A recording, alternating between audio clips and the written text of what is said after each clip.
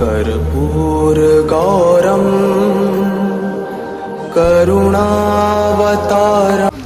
বন্ধুরা, আমরা আজ চলে যাব উত্তর কলকাতার গঙ্গার পাড়ে নিমতলা শ্মশান ও রবীন্দ্রনাথ ঠাকুরের সমাধির পাশে অবস্থিত বহু বছরের পুরানো এক শিব মন্দির দেব, যেখানে মধ্যপ্রদেশের দেখাবো। এখানেও চিতাভস্ম দ্বারা মহাদেবের আরতি করা হয়।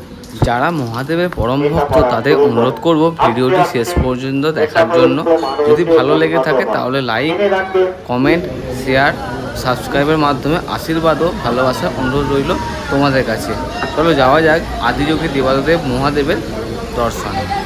Hello friends, welcome back to my channel DR সুজনে সবাইকে স্বাগত। আমি সুজন, আশা করছি সবাই ভালো আছো, আমিও ভালো আছি। আজ চলে এসেছি আবারও একটা নতুন ব্লগ নিয়ে।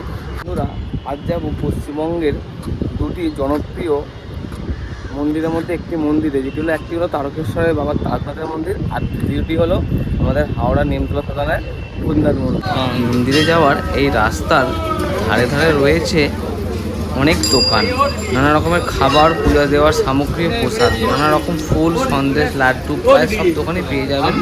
বাবার প্রিয় ফুল নীলকণ্ঠ, চন্দ্রমল্লিকা, কলকে, আকন্দ, সমস্ত ফুলের মালাই পেয়ে যাবেন। এখানে যে কোনো দোকানে আপনারা বিনামূল্যে জুতো, আপনাদের ব্যাগ, হেলমেট রাখতে পারেন। মোটামুটি পুজো দেওয়ার দোকান প্রচুর রয়েছে, তো মন্দিরের অপোজিটে প্রচুর দোকান রয়েছে। তো আমি এলাম এই দাদার দোকানে, তো ওই দাদার দোকান থেকে জিজ্ঞেস করবো পুজোর সামগ্রী কী দাম আছে। দাদা, আমার আগে সবচেয়ে পহলে ভূতনাথের দোকান আছে, স্টল আছে, আমার 52 নম্বর স্টল আছে। আপনারা আসবে, এখানে ভিজিট করবে। আমার স্টার্টিং প্রাইস ডালা 30 টাকা ডালা আছে। আপনার 6 টাকা থেকে মিষ্টি স্টার্ট হচ্ছে, আপনার যত টাকা প্রসাদ নিতে পারো। এখানে পঞ্চামৃত সিস্টেম সেও আছে, ঘি, মধু, চন্দন, ভস্মী, ওইটা আলাদা প্রাইস আছে। আপনার যত টাকা পূজার সামগ্রী বলবে তত টাকা আপনার হিসাব এখানে হয়ে যাবে, ঠিক আছে। বাবা ভূতনাথ আছে এখানে, সোমবার ভিড় হয় এখানে। ফাঁকা দিনে আপনি নিজের হাত দিয়ে পুজো করতে পারবেন। সোমবারের আসবে, একটু ভিড় থাকবে, নিজের হাত দিয়ে পুজো করতে পারবেন, লেকিন অবশ্যই আপনার কী হয়ে যাবে, কোনো রেলিং লাগানো থাকে, আপনি ওইভাবে পুজো করতে পারবেন।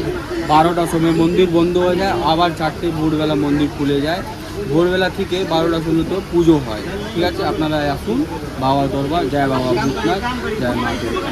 দাম কি, এইটা কি দাম আছে? এটা 10 টাকা পিস আছে, এটা 6 টাকা পিস পেড়া হলো। এটা 15 টাকা পিস লাড্ডু আছে, 10 টাকা পিস পেড়া। এখানে 10 টাকা পিস পেড়া আছে। অনেক সময় গোলাপ জল, ভস্মী, এখানে বাবার যত আইটেম আছে দোকানে আপনি পাবে যাবেন, ঠিক আছে। সব জিনিসপত্র আমার কাছে থাকে। এখানে আপনারা আসুন, হাত ধরুন, ভিজিট করুন, ভালো করে পুজো দিন বাবার কাছে। আর এখানে জুতো বলো, হেলমেট বলো, সব এখানেই রাখা যাবে, ওর কোনো চার্জ লাগবে না তো কিছু? না, কোনো চার্জেস নেই। আপনি আসুন, দোকানের মধ্যে ফুল সেফটি আছে, ফুল সেফটি। মহাদেবের ভক্তদের কাছে মহাদেবী তাদের সব কিছু। এই মন্দিরের একটি কথা প্রচলিত আছে, শোনা যায় কোনো মৃত মানুষকে দাহ করার পূর্বে এই মন্দিরে জলপান করালে তার স্বর্গ প্রাপ্তি ঘটে। মহাদেবের কাছে যাওয়ার জন্য আমাদের কেবলমাত্র জীবন ও মৃত্যুরই ফারাক। আমরা কেবলমাত্র মৃত্যুর পরেই মহাদেবের কাছে যেতে পারি। মহাভারতে দেখা গেছে জীবন্ত স্বর্গলোকে যাওয়া গেলেও জীবন্ত কেউ মহাদেবের চরণে কৈলাসে যেতে পারেনি, কেবলমাত্র নন্দী ছাড়া। মন্দিরের ভেতরের মহাদেবকে তোমাদেরকে দেখাতে পারলাম না, কারণ ভেতরে ভিডিও বানানো নিষিদ্ধ। পুজো শেষে তোমরা নিজেরাই আরতি করতে পারবে বাবার। এই আরতির জন্য 10 টাকা করে নেওয়া হয়। তবে বন্ধুরা, তোমরা যদি বাবার মাথায় জল ঢালতে চাও তাহলে অবশ্যই সকালে আসতে হবে। বিকালে বাবার মাথায় জল ঢালা কোনো অনুমতি নেই। মন্দির খোলার সময় হলো ভোর 4টায়, মঙ্গল আরতির পর সকাল 6টায় জ্বলন্ত চিতাভস্ম দ্বারা আরতি করা হয় বাবার। দুপুর 12টায় মন্দির বন্ধ হয়ে যায়।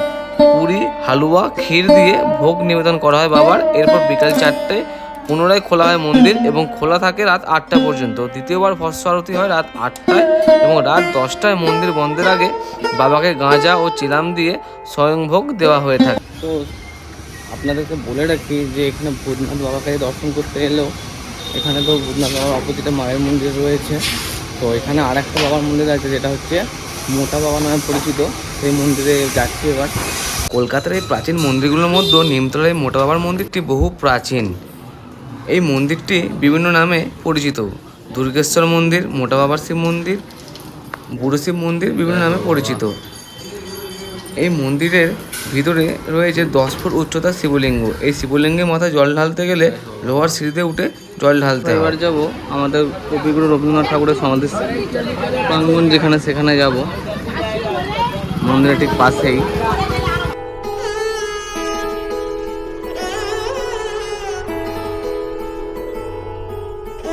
এই ভূতনাথ মন্দিরের পাশেই রয়েছে গঙ্গা নদী, সাজানো গোছানো এক জায়গা যেখানে বহু মানুষ এসে সময় কাটায়।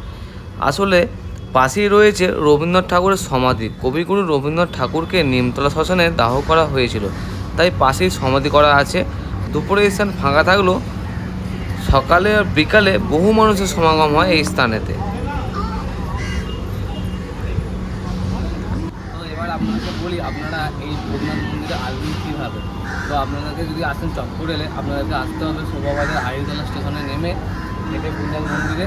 এবং আপনারা সবথেকে যদি আসেন মেট্রোতে, মেট্রো করে এলে শোভাবাজারে নামতে হবে, শোভাবাজারে নেমে হেঁটে ভূতনাথ মন্দির। আর আপনারা যদি হাওড়া দিক থেকে আসেন, তো হাওড়া থেকে আপনাদের সবথেকে সুবিধা হবে জলপথে, লঞ্চের বিনিময়ে আপনারা আসবেন আড়িতলা ঘাটে, বা এদিকে হচ্ছে আপনার শোভাবাজার ঘাট আছে, আড়িতলা ঘাটটাই কাছেই হবে। তো এখানে নেমে 2 মিনিটের হাঁটা পথ এই ভূতনাথ বাবার মন্দিরে। তো যারা যারা ভিডিও দেখছেন, ভিডিওটা যদি ভালো লেগে থাকে অবশ্যই লাইক কমেন্ট শেয়ারের পাশাপাশি চ্যানেলটাকে সাবস্ক্রাইব করে রাখবেন। দেখা হচ্ছে নতুন কোনো জায়গায় নতুন কোনো ভিডিওতে। ভালো থাকবেন, টাটা।